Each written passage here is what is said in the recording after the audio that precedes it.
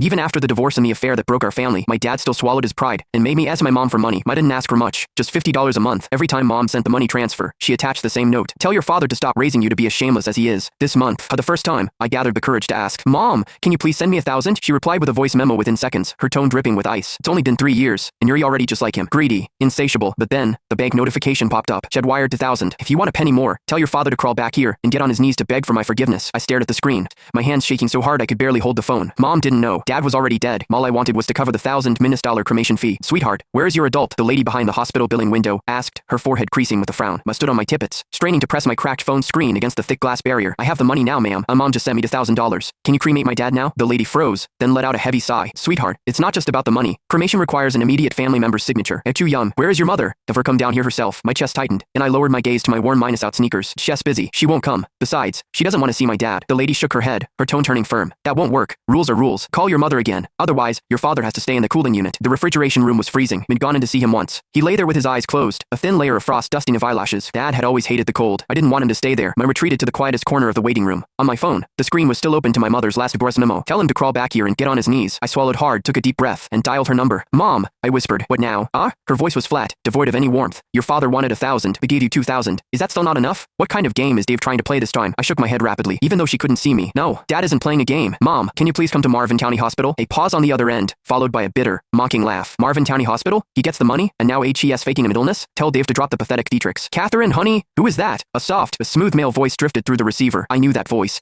It was Simon. Back when Dad used to take me to Mom's office, Simon would always smile and give me candy. But after Dad and I left, Simon took Dad's place beside Mom. It's Todd. Mom's voice softened slightly as she spoke to him. Todd? Is Dave using the kid as an excuse to harass you again? Simon sighed. Dave really is something else. He's the one who made his bed, yet he keeps using the child as a bargaining chip. Don't let him get to you, Catherine. It's not worth ruining your day. Mom gave a cold murmur of agreement. Todd, why don't I have time to play house with your father? 3 years ago, he pretended to be so noble, asking for a measly $50 a month. I guess he can't keep up the act anymore, can he? If he wants to use you to squeeze money out of me, tell him to crawl over here and ask me himself. Tears hot and heavy welled in my eyes. Mom, Dad can't come. He really can't. Please, just come and sign the paper. It's so cold in the freezer. Dad is going to freeze. Silence stretched over the line. After a few seconds, Mom spoke again, her voice sharp with ancient anger. 3 years ago, he sold out my company just so he could sleep with my best friend for cash. Now he's teaching you to lie like this? A freezer? Why doesn't he just tell you he's dead and be done with it? The line went dead. The dial tone buzzed painfully in my ear. I lowered the phone, staring at the dark screen. It reflected my messy, unwashed hair and my wide, swollen eyes. Mom didn't believe me. She thought Dad was lying, but Dad was really dead. I shoved the phone into my pocket and walked out of the hospital into the biting wind. It nearly knocked me over. 3 nights ago, Dad was lying on our mattress, so thin his bones looked like they might pierce his skin. He couldn't keep any food down. Every cough rattled his chest, bringing up thick spatters of blood. But that night,